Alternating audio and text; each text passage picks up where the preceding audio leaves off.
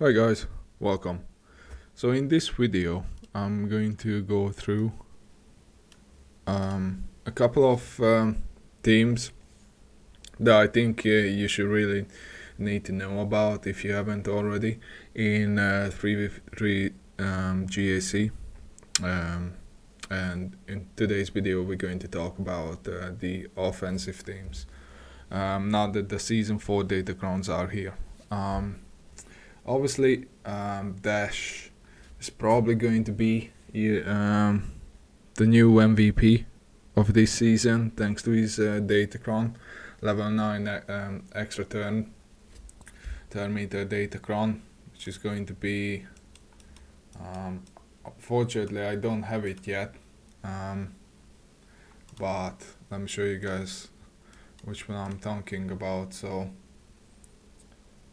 it's that one. Whenever an enemy takes a bonus turn, Dash Renda takes a bonus turn and deals 100% more damage. Now, even before that, but during the end of the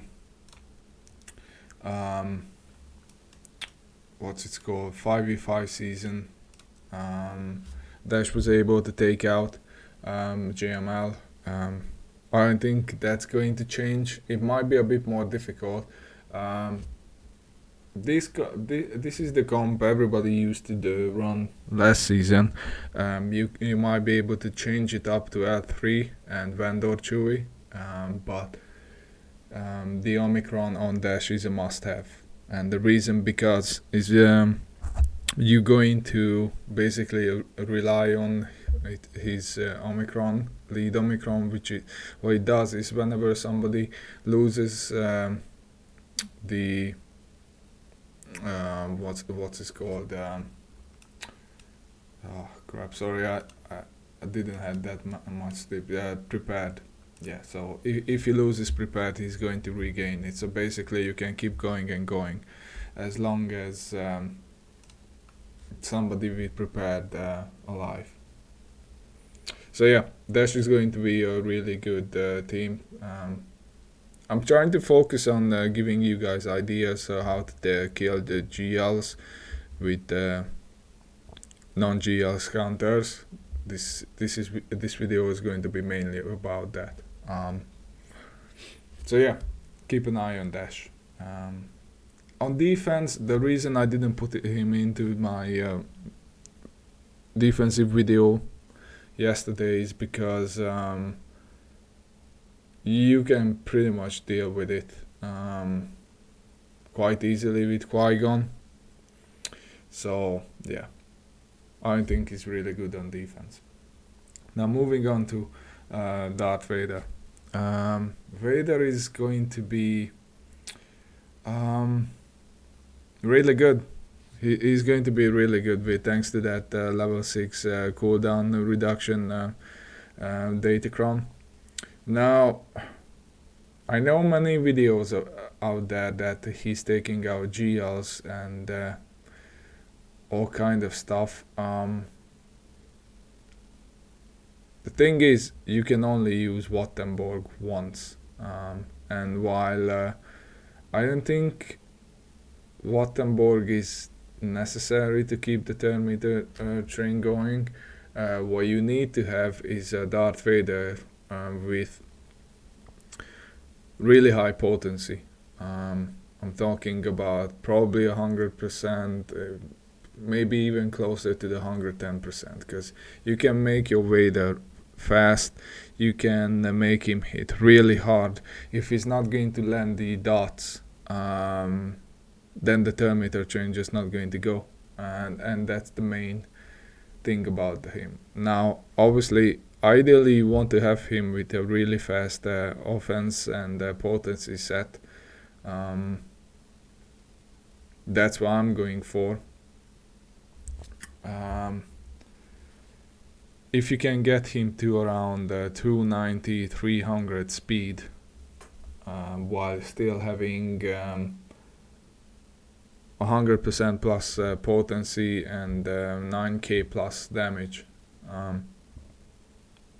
that's going to be really helpful. And my Gideon is closer to 380, as well. The only reason I'm using him because in 3s he's kind of homeless, and once he takes a turn, your enemy teams will deal minus 50% damage as long as he's still alive. And then obviously Tron is here to help as well, to pass an extra turn to Darth Vader. He can also fracture. So yeah. Now I know that there is used to be a CLS counter with Thrawn, Gideon and Stormtrooper, but that's not going to work until the Season 2 datacrons are still in play. So that's why I broke up that team. Yeah. I don't think personally I'm going to try Darth Vader against a GL during the first week. That's just because I'm in the top 100, and I mentioned this in my previous video that I think especially the first week is going to be decided on fleets rather than ground, so I don't want to make silly mistakes. But Vader can pretty much handle a lot of other non-GL teams, so yeah, keep an eye on him. Once we get more data after the first week, or especially maybe after the first round, I will know more. And I might even make a video about it just to see how everything changed. But I don't like to rush things, so what I'm probably going to do is wait the first week, gather all the information what we have, and then let's see what's the best comp for him. Now moving on to Hux Red and First Order TIE Pilot. Now this is really important that you mod this team the way it should be. Like, Hux needs to be really fast. Unfortunately, I don't think this will be enough at my level, but I needed the speeds elsewhere as well, so mine is at 339, which thanks to the First Order Omicron, his speed will go up to 439. Now the reason he needs to be really fast is because if this team meant to counter Starkiller, but the only way you have a chance is if your Hux is faster than Mara Jade. Now Mara Jades will gain 70 speed thanks to thanks to Starkiller's unique Omicron. So let's say like 370, Mara Jade is at 440, and which means my Hux will be at 439. So yeah, that's not good. That's why you need a really fast Hux. Now Red and First Order is modded for crit damage and offense. So yeah, you really need high damage because he's going to assist, and what you need with First Order ties, he needs to crit a lot. That's why I have him in a crit damage set as well with a health set, because he sort of need to be tanky as well, just in case Starkiller or Mara gets to going. But yeah, this is how I modded him.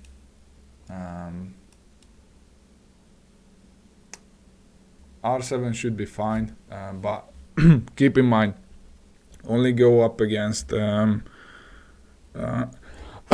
excuse me, only go up against a team where you have the relic advantage. Otherwise you won't be able to kill Starkiller. So what I mean by that is your first move always should be Hux middle, calling the assist and everything on starkiller, and because first order I will have advantage, it means that he's going to double tap on his basic. Red is going to assist as hit starkiller again because first order crit. So yeah, but make sure you guys mod the team right. Moving on, next team is JTR. Now the reason I do this team is because yesterday on my defensive video I mentioned it that a JTR team, the one I have on the video, which I have different comps, so if you guys want to have a look at it, there is a timestamp on the video, so it's really easy to find. But the reason I put the JTR here as well, because you can swap it with Cam, and then suddenly this team, if you replace best, well, you sort of need best, because then my goal is to go after Ray with this team, and but you need a 100% damage with max health and protection Jedi datacron. So you might see me use this team on my streams. By the way, please subscribe, guys, if you haven't already. And also there are two links in my video's description. One for my Twitch channel, and the other one is for my Discord. We always have other players available to help you guys out, and also you always get a notification whenever I go live or I post a new video. So yeah, thanks for the support, guys. So yeah, keep an eye on this. You might see me live on Twitch when I'm recording my videos, GAC runs, that I'm going to probably try to use it at least once against Ray, but stay tuned for that. Okay, so here's another team that can counter a GL, namely JML.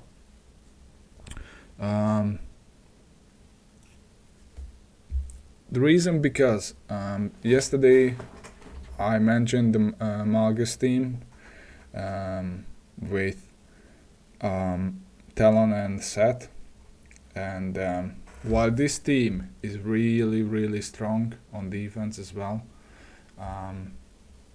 again, check out the how to mod it in my video yesterday, what I posted about the defensive teams. But if you happen to put Magus, Malak with Magus on defense, you can swap out Watt and Borg, you put the weapon tech on DR, and basically you just stay on JML, because you're forced to hit him anyway because of his stunt, but basically just you keep hitting him, and then yeah, it's just almost like a Terminator loop. Basti will apply shocks, and yeah, but with Malak here, he can fear the other two. Obviously JML you can fear JML, but you can the others, and it's up to you. That's why I put four of them here. I think there are videos on my website how to do this counter. So yeah, next one. Now this is going to be really important, Traya. Like those of you who are watching me for a long time now know that I like to go heavy on defense in GAC and try to use a lot of off-meta counters on offense, and Traya is really important, especially in 3v3. Now, what you want to do is, Traya is really good to counter C, well, in part of the team. And what you need to do is, just a quick example, so you send in a burner team, right? They're going to eat up see his link. Once the link is gone, you're going to either time out or they die, depending on the situation. You need to know that. And then after that battle, you send in Traya with the Sith trio. You will have around 2 or 3 turns before he's going to link again. And then even if he's using the plus 20% R charge, still have a couple of turns. And your main goal is the Nihilists need to delete the side tunes, or 2 of them, and you're probably going to lose, then die, and after that you can send in Wampa. So that's a 3 shot where you're not going to need any GL to handle C. That's something I've done in the past many times, and it's just one way to break down a C team. So yeah, that's a really handy tool to have in your back pocket. Just keep in mind on that. Now next up is going to be bounty hunters. Now obviously bounty hunters are really important these days, and I have a couple of comps for you here. The top one is Fennec, Bam, and Scion.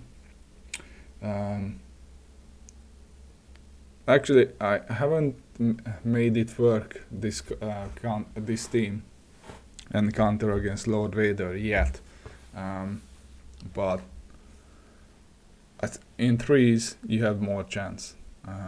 You don't need any healer, but what you do need is an cooldown reset datacron for Bam. And the whole idea about is that you keep spending the DI on Fennec. Now, there is one really important thing you need to keep an eye on when you trying to use this counter. I know that the season 4 datacrons are here and everybody's going after dodge, and what I say is that if you see a high dodge Lord Vader datacron, you are feel free to use Fennec.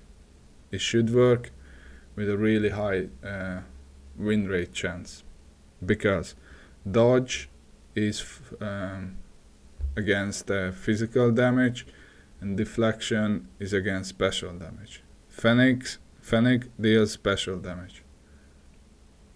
You need to have her around 13k plus. Mine is at 13.5k for GAC. Fennec is your main damage dealer.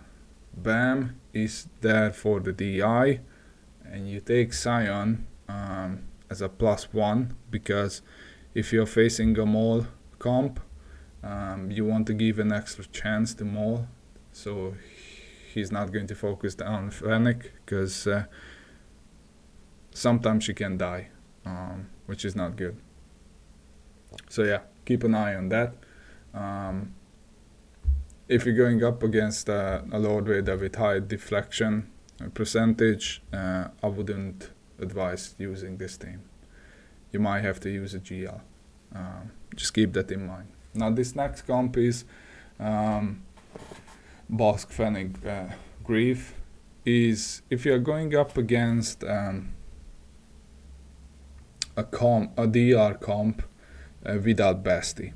Now this could be Malak and Talon, or any other comp really. As long as Basti is not there, this team can counter it because of Bosk lead. All the debuffs and everything they gain, that's going to make your team's protection recovery like really good, so you can stay alive. I also have a video about this on my channel.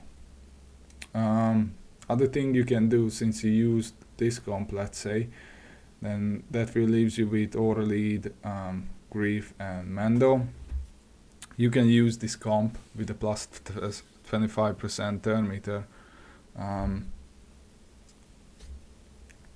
datacron, season 2 datacron to counter Raddus.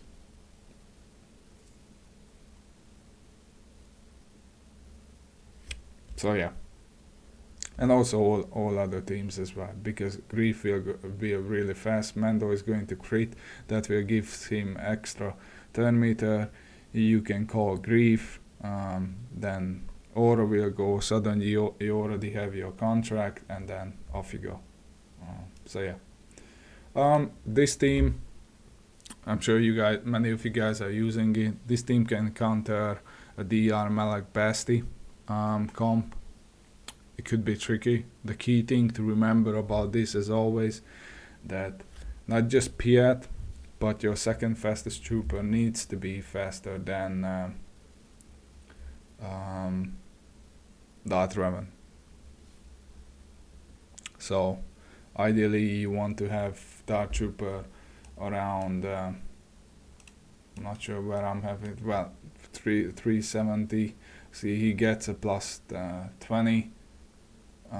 That's 290, so that should be enough to outrun a 350 DR. So yeah, keep in mind that. And if you have an extra physical damage datacron, you might want to use it as well, because you need to be lucky to get the extra assist on Dark, and also having that extra physical damage will make him hit harder, which means you can take out Malak easier. Now this comp, Iden, Death and Range, you can use this counter against Mon Mothma, but more importantly I like to use it against CLS, Chewie and 3PO. So yeah, it works really good for me. You have plenty of damage, you can increase cooldown on the team. Just make sure if you have a high relic level CLS team that you are facing, play smart and only use death AoE if you know that your death is going to survive. Because otherwise, if you don't have Iden's savior on death and you use the AoE, you get countered, he could die, and once he's gone, it's pretty much game over. To try to play it safe and use basics, it depending on the team you're going up against. Qui-Gon. I know a lot of you still like to set Qui-Gon on defense. I don't like it, even with Cam being here. It's just too easy to counter. Since we're talking about that with this comp, Nute, Django and B1. That's why I put both of them together. So, but Qui-Gon on offense, the reason he's here is because he can take out Dash and sometimes even Darth Revan with Malak if you using Cam here. But I like to keep him for like B teams. So yeah, that's a really good because if you have him on defense, you're probably just your opponent going to one-shot it with a high banner win, and that's just a waste. And you can punch up with it on offense. So yeah, keep that in mind. I don't like this team on defense. Now Nute is the same thing. I know this team used to be like the MVP, like everybody used to call Nute GR Nute. While you can set it on defense, I really don't like it because GOs can counter it. It's just way too easy to handle it these days. But on the other hand, you see a lot of Qui-Gons, so yeah. This gave me a lot of max banner wins during the last season. And once again, you can check it out on my website. there is always a timestamp on my videos when I upload my matches, so it's really easy to find the counter. You just open it and just have a look at it. If you want to see an actual gameplay about it. Next up, same thing with Raddus. Raddus is on defense. It's so easy to handle, especially in 3v3. Now, on offense, I'm still not sure why I'm going to use him, because it's 3v3. In 5v5, I was able to take out Sortie. I think it might work still in 3s as well. I'm not quite sure, but I'm going to keep Raddus for offense. I still thinking about where to use, how to use it, but the whole idea of this team is obviously Jean's going to stay alive until Raddus leaves. So basically, yeah, so the AI plays it dumb anyway, and then Rebel Pathfinder, he taunts, he can come back, so you stall it out. I modded him for offense. Almost 13k special damage.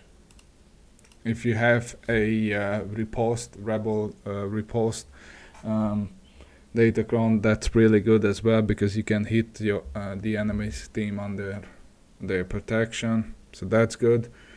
Once Raddus reaches the 100% upload, then he can unleash hell on the enemy team.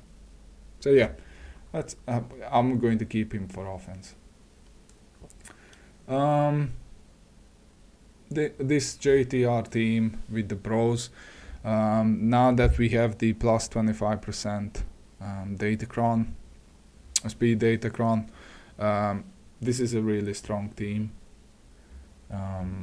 Obviously JTR can control the battles. On defense is not really good, because you can still counter it easily, like CLS or Wedge with Han and Chewie. You can still handle it.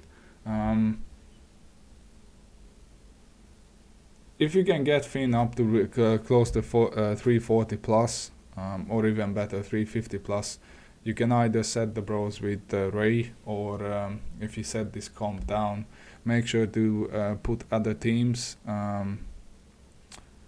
that we're going to draw out Han and Chewie. And then you might actually have a chance to get a hold. And the final team that I'm going to mention, I know there are a lot other teams where, by the way, is just, I don't want to talk about all the filler ones, like GLs. I'm not going to talk about GLs in this video, because it already makes sense. However, if you guys want me to do a GL special video for offense, I can do it, but at this point I'm pretty sure that everybody really knows how to counter a GL with GL. Like all the other top streamers are talking about it, but I'm happy to do one. Just comment down below, like the video, and yeah, I'll make it happen then, if I get enough feedback and request about it. So Mon Mothma, this team, the first three of them used to be a counter from GG, which I might actually going to do it, I'm not quite sure. But if you replace Cassian with Wedge, suddenly you have a really strong team, because Wedge, by the way, you need Wedge is level 9 datacron, season 2 level 9 datacron. What it does is every time an ally moves, he's going to call to assist one time per turn, and he deals 50% extra damage. so he can really hit hard. Also, I have armor penetration, resistance penetration, physical damage, health steer, crit damage. So this is really good datacron. So suddenly, where you at, squads? Suddenly you have a team that might be able to punch up, especially if you have like a riposte ability on it. He will hit under protection. He can deal massive damage. You need to mod him for offense. Speed doesn't really matter because he's going to be called to assist. I have him at 9.3k, which is good. But again, first week is still going to be a bit tricky. I still think that what I said earlier in the video, that this week's going to, even this season is going to be decided most of the time on fleet battles. If you guys want to see me how I'm handling the new capital ship and the executor, then yeah, join my Discord, and also please follow me on Twitch. Both of the links are going to be in the video's description, and yeah, we can have a chat on tomorrow when I'm going to go live to do my attacks. So yeah, once again, thank you guys for watching. Please subscribe, like the video, comment down below what you think about these teams, and also what's your favorite off-meta 3v3 team. I'm looking forward to reading your comments, and until next time, see you guys. Take care. Bye.